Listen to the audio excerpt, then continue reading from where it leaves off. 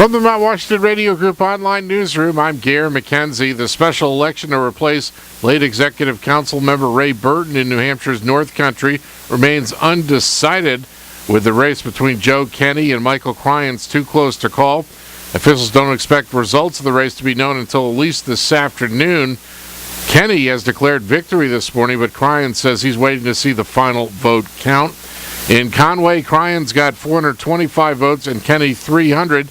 Here's what some voters in Conway had to say as they were leaving the polls yesterday. I'm finished voting, and I'm very happy that it's done.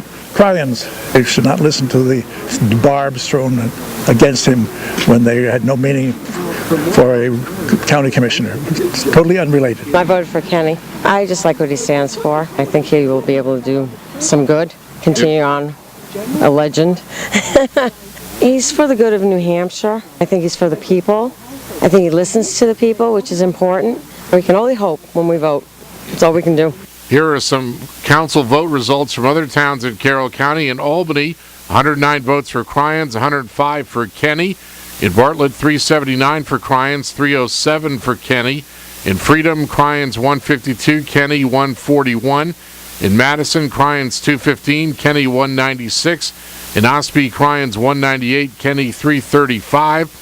In Sandwich, Cryans 202, Kenney 173. In Tamworth, Cryans 219, Kenney 165. In Tuftonboro, Cryans 271, Kenney 436. In Wakefield's, Cryans 201, Kenney 414. And in Wolfboro, Cryans 697, Kenney 969.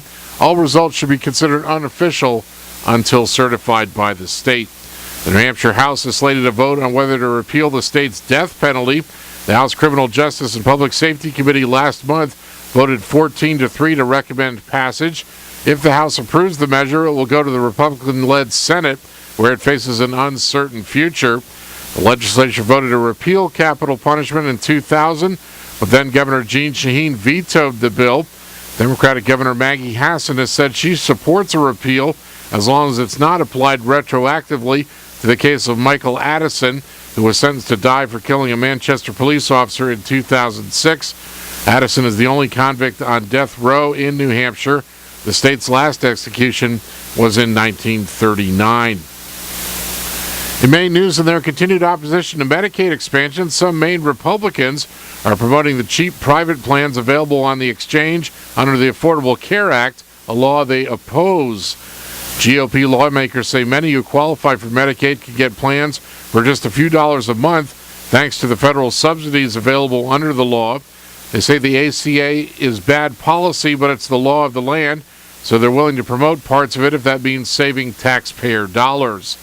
Democrats and advocates say the poorest Mainers will have no access to care if the state doesn't expand. Those making less than roughly $12,000 a year won't get help to pay for plans on the exchange. The Senate takes up Medicaid expansion today.